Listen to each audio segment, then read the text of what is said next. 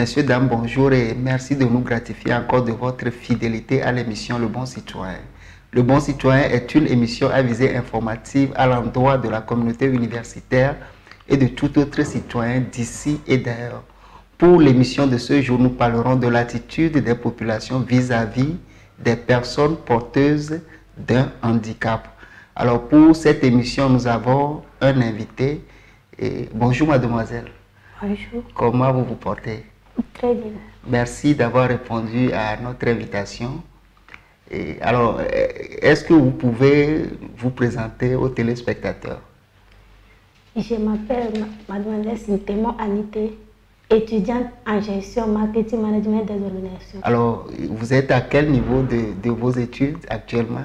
J'ai déjà eu la licence et si prête à Dieu, je passerai pour le master cette année. Ah ok, d'accord. Pour la rentrée qui est en train d'arriver, vous ferez un master en gestion. Alors, ce pourquoi nous vous avons invité, c'est que, voilà, on ne va pas se le cacher, vous êtes une personne, vous n'êtes pas une handicapée, vous êtes une personne porteuse d'un handicap.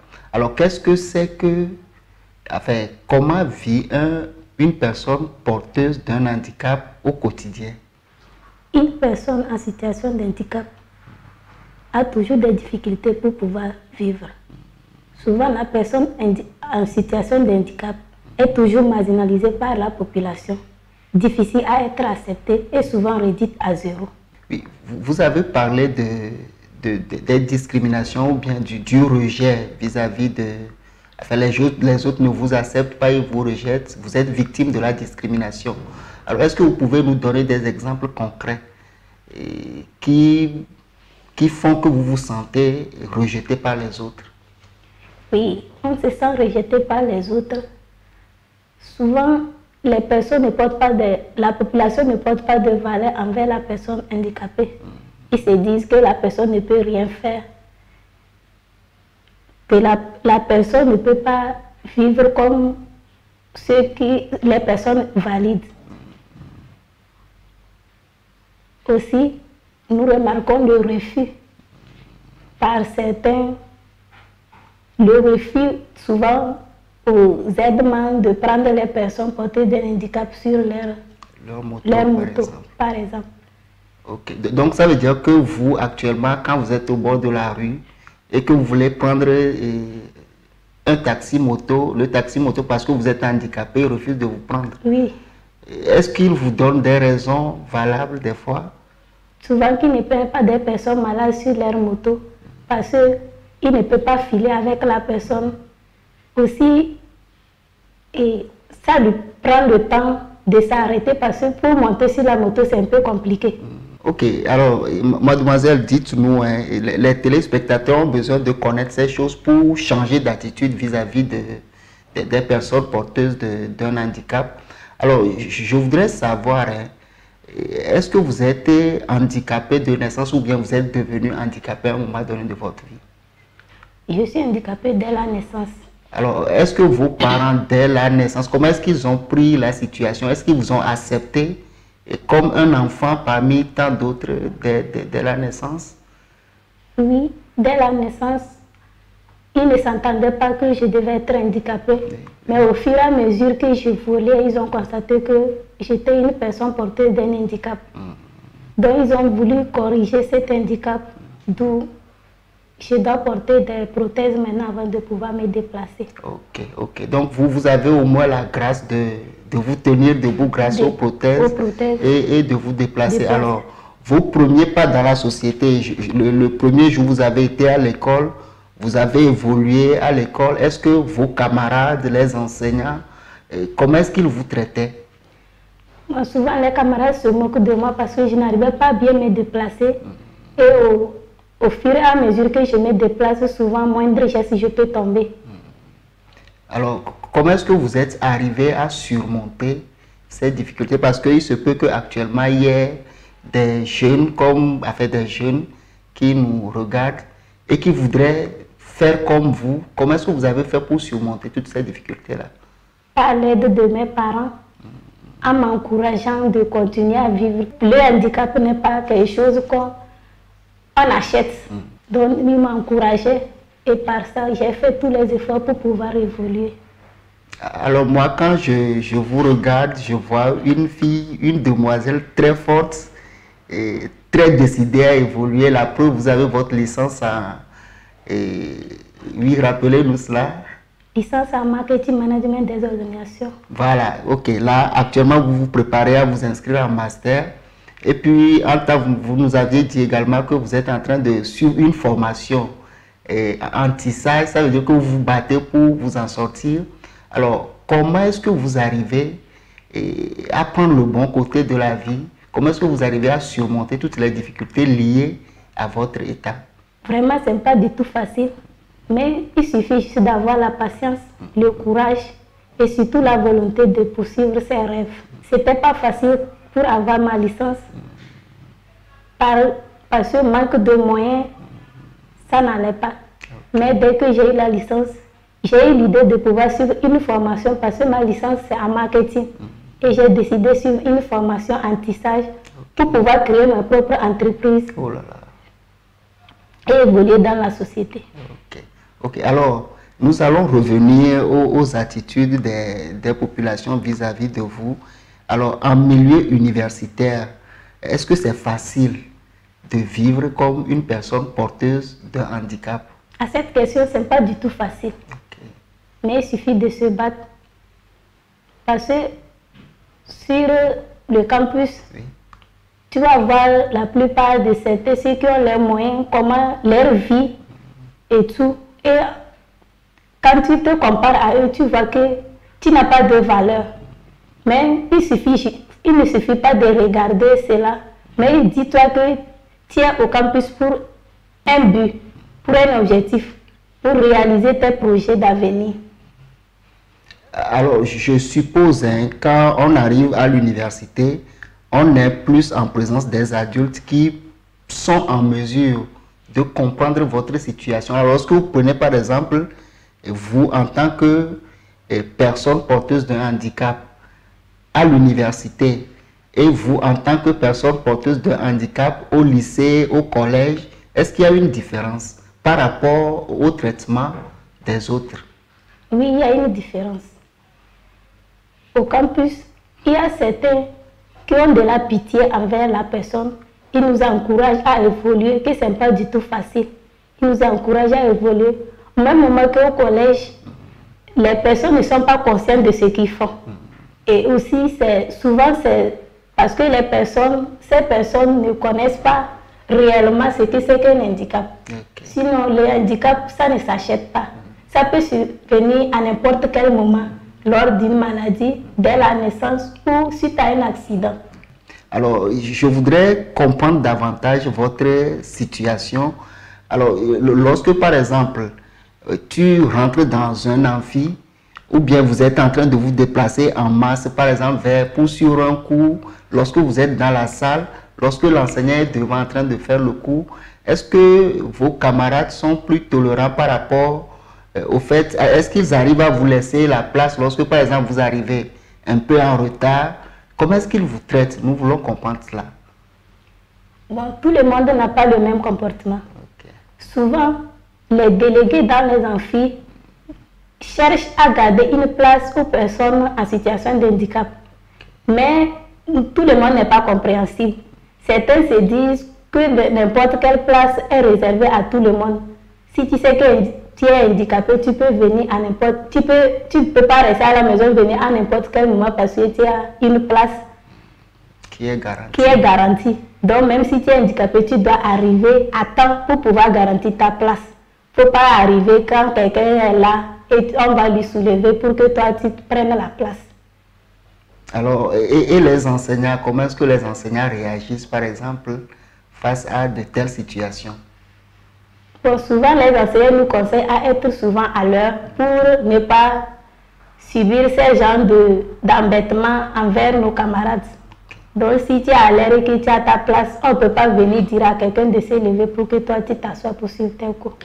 Alors, est-ce qu'aujourd'hui, par exemple, nous sommes sur un plateau télé et certaines autorités universitaires sont en train de nous suivre sûrement. Est-ce que vous pensez qu'aujourd'hui, quand on prend l'université, est-ce qu'il doit y avoir des dispositions particulières vis-à-vis des personnes porteuses d'un handicap? Par exemple, un non-voyant qui rentre sur le campus, est-ce qu'on doit, par exemple, prendre des dispositions particulières? Quelqu'un qui n'arrive pas à se déplacer aisément, est-ce qu'on doit prendre des dispositions particulières? Vous, en tant que personne en situation, qu'est-ce que vous pouvez leur dire concrètement? Ce que j'ai à dire à nos autorités universitaires, c'est qu'ils puissent aider la personne handicapée à pouvoir évoluer dans la société en prenant des mesures comme dans les amphis. Avant de rentrer dans la salle, on peut mettre des plafonds sous forme pour que la personne qui est en situation de handicap puisse monter facilement, puisse circuler comme il aisément. Okay. Les personnes non-voyantes, il faut qu'on prenne des mesures pour pouvoir les accompagner, parce que souvent, arrivés au portail, ils ne savent pas, ils sont troublés, ils ne savent pas quel moyen prendre, quel chemin, par où prendre pour pouvoir arriver dans les amphis. Est-ce que, par exemple, en temps normal, quelqu'un qui voit un non-voyant rentrer sur le campus, il ne devrait pas s'arrêter pour lui poser des questions où vous allez, est-ce que je peux vous aider, par exemple, si les gens adoptaient ces genres de comportement, ça n'aiderait pas le non-voyant, par exemple? Justement, certains le font, mais au contraire, certains les ignorent et ils sont obligés de se perdre. Tout cela, on peut passer aussi, tous ceux qui écoutent, même si tu n'es pas autorité et que tu sais que tu peux aider cette personne à pouvoir rentrer dans son amphi, tu peux le faire et Dieu va te bénir. Alors, vous avez entre-temps parlé des taxis, des conducteurs de taxi moto par exemple, ou bien au bord de la route quand vous voulez traverser. Est-ce que, par exemple, ils vous laissent traverser aisément? Souvent, ce n'est pas du tout facile. Ce matin même, je devais être victime d'un accident. J'ai traversé, au même moment, il y avait une moto qui filait. Donc, j'étais déjà au beau milieu de la route. Je ne sais pas par où prendre. Donc, j'étais obligée de m'arrêter. La personne m'a insulté. Tu sais que tu ne peux pas traverser. Pourquoi tu te forces à traverser? Tu peux t'arrêter. Que s'il m'avait tamponné. Or, en réalité, moi... Est-ce qu'elle vous a... Est-ce qu'elle a remarqué votre état quand même? Et oui, la personne a remarqué mon état. Même les policiers étaient là pour stopper les gens, mais il a violé la loi. Et voilà, il devait me ramasser comme ça ce matin. Du coup, si vous avez des conseils à donner à ces genres de personnes, qu'est-ce que vous leur direz? Je leur dirais de faire plus attention, de ne pas violer les feux tricolores. Et aussi ceux qui sont là pour les guider. Souvent, dans certains carrefours, il n'y a pas nécessairement les feux tricolores, mais il y a les policiers qui sont là pour guider les gens. Quand ils disent de s'arrêter, il faut au moins respecter la règle. C'est pas comme tu es dans un village, tu peux rouler à toute vitesse comme tu veux. Nous sommes en pleine ville et tout le monde peut traverser à n'importe quel moment. Surtout lorsqu'il voit par exemple une personne en situation de handicap traverser la route. S'ils pouvaient laisser la personne traverser aisément, on pouvait leur dire un grand merci. Donc souvent de faire plus attention. Ok. Alors moi, il y a une question qui me brûle les lèvres. Et je vous l'avais posée, je vais revenir là-dessus. Et peut-être qu'il y a des jeunes filles qui sont aujourd'hui à la maison en train de vous suivre, ils sont au collège. Dites-nous, d'où est-ce que vous avez trouvé cette force-là pour passer le collège malgré les moqueries des camarades, le lycée, l'université, vous êtes en train d'évoluer. Moi, mon souhait, c'est que vous finissiez un jour docteur en gestion. Ce serait très intéressant. Alors, où est-ce que vous avez trouvé cette force-là pour arriver jusqu'ici? Si j'ai un conseil à donner à mes amis, c'est qu'il ne faut pas regarder parce que tu es handicapé, tu es obligé de passer de porte en porte pour demander.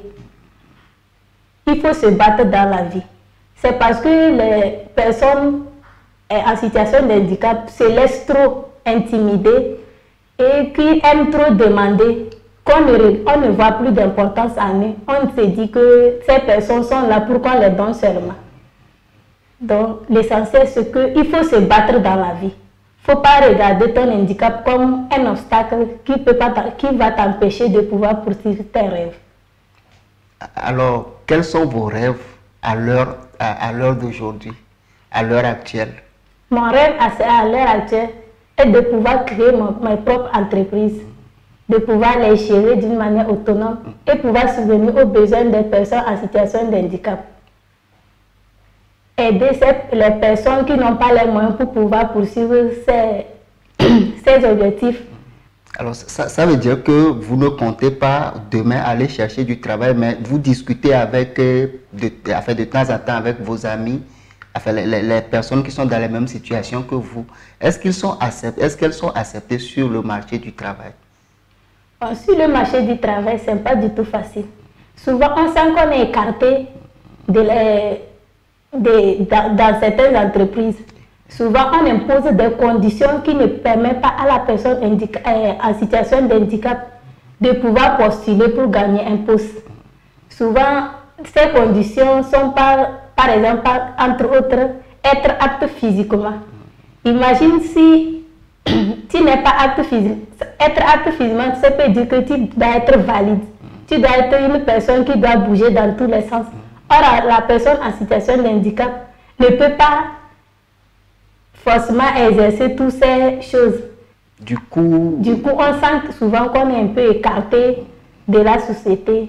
On est un peu écarté sur le travail, sur le marché du travail.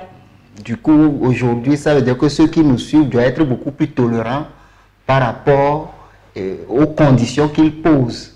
Oui, ces personnes doivent au moins être un peu tolérants sur certains points. Ok.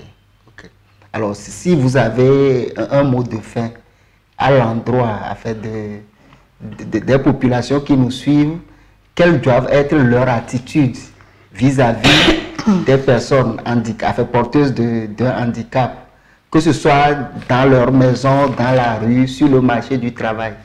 Si j'ai un conseil à donner à nos autorités, à tous les citoyens, c'est qu'il faut se mettre à l'idée que vivre avec un handicap ne peut pas nous empêcher de vivre. Une personne en situation de handicap peut vivre une vie professionnelle, peut réaliser des projets d'avenir, de fonder une famille et même de faire des loisirs. Par exemple, jouer au basket. Les personnes en situation de handicap ont des clubs pour jouer au basket. La personne en situation de handicap peut réaliser aussi des projets. Donc, il faut garder la même image à une personne handicapée que les personnes valides. Alors, messieurs, dames, s'il y a une chose que nous retenons des mots de notre invité, c'est que une personne porteuse d'un handicap ou bien une personne en situation de handicap n'est pas un sous-homme. C'est ça, non? Oui. Il n'est pas un sous-homme, c'est un homme comme les autres. La preuve, elle a fait des études jusqu'à l'université. Elle va postuler bientôt pour le master et elle a de grands rêves pour son avenir. Il y a des milliers d'handicapés ou bien des personnes en situation de handicap dans nos sociétés qui ont ces genres de rêves, mais ils ont besoin de la tolérance, d'une bonne attitude, d'une attitude positive de la part des populations. Et nous comptons sur vous pour faire passer ces messages autour de vous. Merci de nous avoir encore suivis. Nous nous retrouvons la prochaine fois pour une autre émission. Bye bye.